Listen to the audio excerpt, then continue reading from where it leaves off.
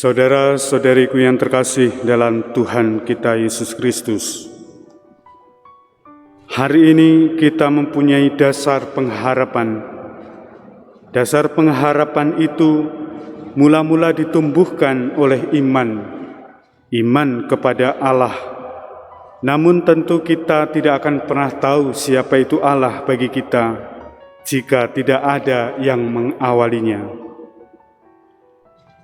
Kita mengenal Allah melalui Abraham dan segala keturunannya, dan kita menjadi tahu akhirnya bahwa kebenaran atas dasar iman yang dicontohkan oleh iman Abraham membuat kita menjadi tahu kepada siapa Allah yang harus kita sembah.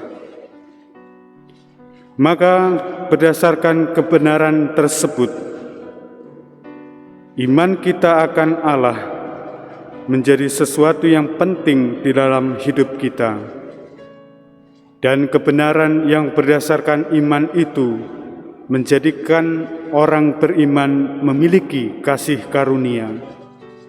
Bahkan kasih karunia yang dialami oleh Abraham merupakan cuma-cuma atas dasar iman kepercayaannya kepada Allah.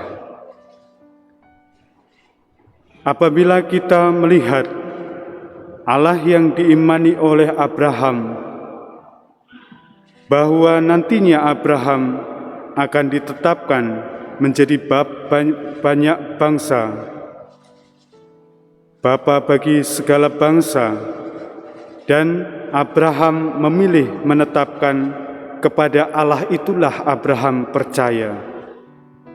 Abraham percaya kepada Allah yang menghidupkan orang mati dan yang dengan sabdanya menciptakan yang tidak ada menjadi ada. Jadi Abraham memiliki kepercayaan kepada Allah yang menghidupkan orang mati dan yang dengan sabdanya menciptakan yang tidak ada menjadi ada. Allah yang menciptakan yang tidak ada menjadi ada dengan sabdanya. Maka Abraham sebenarnya tahu betul bahwa Allah itu selalu bersabda dan tahu betul bahwa Allah itu berfirman. Maka Abraham menerima setiap perjanjian yang berasal dari Allah. Perjanjian dari Allah adalah sabda yang menjelma menjadi manusia.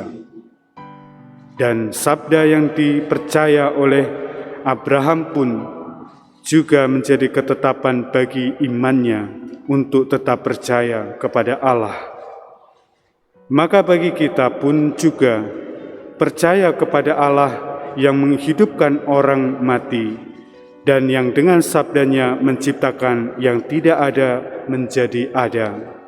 Maka kita percaya kepada Allah dan yang dengan sabdanya itu kita menjadi tahu bahwa inilah Allah yang benar. Allah yang sungguh-sungguh melalui sabdanya menjadi dikenal oleh kita semua. Dan Allah yang dengan sabdanya menjadi perjanjian keselamatan bagi kita. Allah tidak akan pernah dapat kita kenal jika Ia tidak bersabda. Karena melalui sabda itulah maka Allah dapat dikenal. Dan kesempurnaan Allah itu adalah dalam diri Kristus, sabda yang hidup di tengah-tengah kita. Saudara-saudariku yang terkasih di dalam Tuhan, di dalam bacaan Injil hari ini pun, akhirnya sang sabda itu, Yesus itu bersabda kepada murid-muridnya, "Barang siapa mengakui aku di depan manusia, akan diakui pula oleh Anak Manusia di depan para malaikat Allah. Tetapi barang siapa menyangkal aku di depan manusia, ia akan disangkal pula di depan para malaikat." Setiap orang yang mengatakan sesuatu melawan Anak Manusia, ia akan diampuni. Tetapi barang siapa menghujat Roh Kudus, tidak akan diampuni. Setiap orang yang dibaptis mengalami pencurahan Roh Kudus.